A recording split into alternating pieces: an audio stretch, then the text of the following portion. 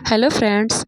आज हम बिहार एक परिचय से बिहार से संबंधित कुछ क्वेश्चन आपके सामने लाए हैं जो कि मगध साम्राज्य के उत्थान से संबंधित है और प्रतियोगी परीक्षाओं में ये बहुत ही महत्वपूर्ण होगा। तो पहला क्वेश्चन है, प्राचीन भारत में साम्राज्यवाद की शुरुआत और विकास का श्रेय दिया जाता है, तो ये किसे दिया जाता है? तो ये मगध को दिया जाता है। और अगला क्वेश्चन है, मगध राज्य की आरंभिक राजधानी क्या थी? तो ये क्वेश्चन शिक्षक नियुक्ति 1996 में आ भी चुका है।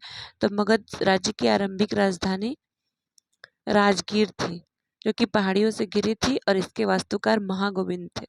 अगला क्वेश्चन है, भारत तथा पुराणों के अनुसार मगध का सर्वप्रथम राजवंश कौन था? तो सर्वप्रथम राजवंश बृहद्रथ वंश था, जो कि जरासंध के पिता बृहद्रथ से आरंभ होता है। और अगला क्वेश्चन है, मगध जनपद का संस्थापक था? तो मगध जनपद का संस्थापन बृहद्रथ था। अगला क्वेश्चन है, मगध साम्राज्य का वास्तविक संस्थापक था? तो मगध साम्राज्य का वास्तविक संस्थापक बिंबिसार था, जिसका शासनकाल 544 ईस्वी से पूर्व 493 ईस्वी तक पूर्व तक रहा। और अगला क्वेश्चन है, बिंबिसार तथा अजातशत्रु किस वंश के थे?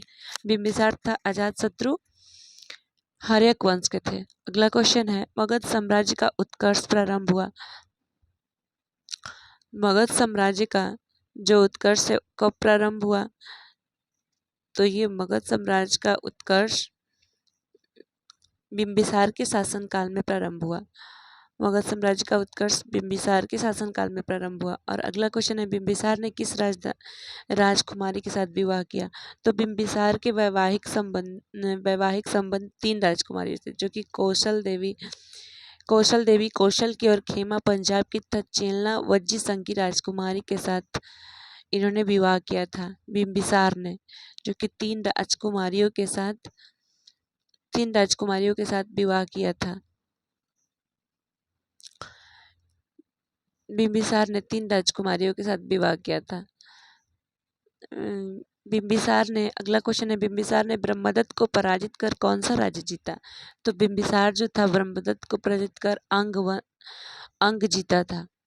राज्य जीता था। और अगला क्वेश्चन है, हर्यक वंश का दूसरा शासक कौन था? तो हर्यक वंश का दूसरा शासक अजातशत्रु था, जो कि 493 ईस्वी से 461 ईस्वी पूर्व ने अपने पिता बिंबिसार की हत्या कर सत्ता प्राप्त की थी।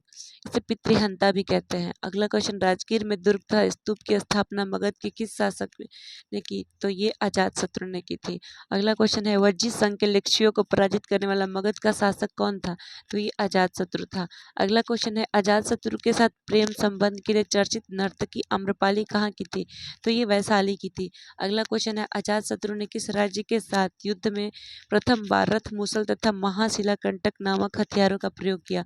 तो ये लिच्छवी राज्य के साथ युद्ध में प्रथम बार ये हथियारों का प्रयोग किया था। अगला क्वेश्चन है, प्रथम मगध साम्राज्य का उत्कर्ष किस शताब्दी में हुआ था? तो प्रथम मगध साम्राज्य का उत्कर्ष ईस्वी पूर्व 6ठी शताब्दी में हुआ था। ये क्वेश्चन 42वीं बीपीएससी में भी आ चुका है। अगला क्वेश्चन है, पाटलिपुत्र नगर की स्थापना किस शासक ने की थी? तो पाटलिपुत्र नगर की स्थापना उदयन ने की थी, जो अजातशत्रु के बाद उदयन मगध की गद्दी पर बैठा था, उसे उदयभद्र भी कहते हैं। अगला क्वेश्चन है, किस राजा ने पाटलिपुत्र को सर्वप्रथम मगध की राजधानी बनाया? तो किस राजा ने पाटलिपुत्र को मगध को सर्वप्रथम राजधानी बनाया? तो ये उदयन ने बनाया था मगध को सर्वप्रथम राजधानी। अगला क्वेश्चन है, हर्यक वंश का अंतिम शासक कौन था? तो हर्यक वंश का अंतिम शासक नागदशक था। अगला क्वेश्चन है, हर्यक वंश के उपरांत मगध पर किस वंश की सत्ता स्थापित हुई थी? तो ये हर्यक वंश का संस्थापक शिशुनाग था और हर्यक वंश के उपरांत मगध वंश पर शिशुनाग वंश ने सत्ता स्थापित किया था। अगला क्वेश्चन है, सर्वप्रथम मगध के किस शासक ने गिरिव्रज राजगृह के अतिरिक्त वैशाली को भी राजधानी बनाया? तो ये शिशुनाग था।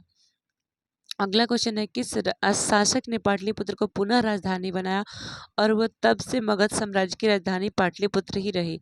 तो ये कालाशोक ने बनाया था और कालाशोक को काकवर्ण भी कहा जाता है। अगला क्वेश्चन, द्वितीय बौद्ध संगीति का आयोजन किसके शासनकाल में हुआ था? तो ये कालाशोक के शासनकाल में हुआ था। अगला क्वेश्चन, द्वितीय बौद्ध संगीति का आयोजन कहाँ हुआ था? तो ये वैशाली में हुआ था। जो कि 383 ईस्वी पूर्व में हुआ था। अगला क्वेश्चन, द्वितीय बौद्ध संगीति की अध्यक्षता किसने की थी? तो ये साप कमीर ने की थी। अगला क्वेश्चन, नंद वंश का संस्थापक कौन था? तो ये घनानंद थे, जो कि झा एवं श्रीमाली की पुस्तक प्राचीन भारत में नंद वंश का संस्थापक महानंदिन को बताया गया है।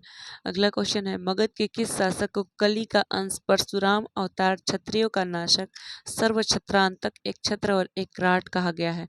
तो ये महापद्म नंद को कहा गया है, जो कि सर्वाधिक प्रतापी राजा था। नंद वंश का अंतिम शासक कौन था? तो नंद वंश का अंतिम शासक घनानंद थे। नंद वंश का अंतिम शासक जो थे वो घनानंद थे। और अगला क्वेश्चन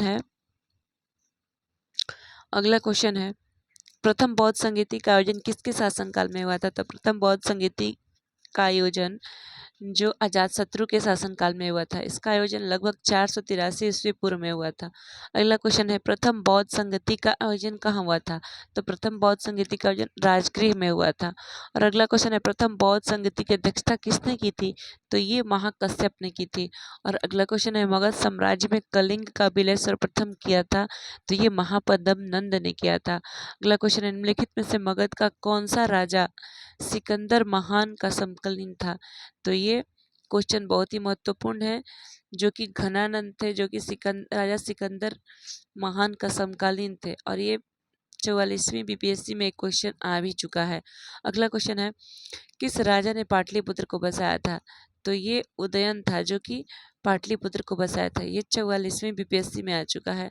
अगला क्वेश्चन है, मगध के शासक अजातशत्रु ने किसके आक्रमणों के प्रतिरोध में गंगा और सोन के संगम पर अवस्थित पाटली ग्राम को सुरक्षित किलों से सुसज्जित किया, जो आगे चलकर पाटलिपुत्र नगर बना? तो ये वैशाली के वृज्जियों ने किया था।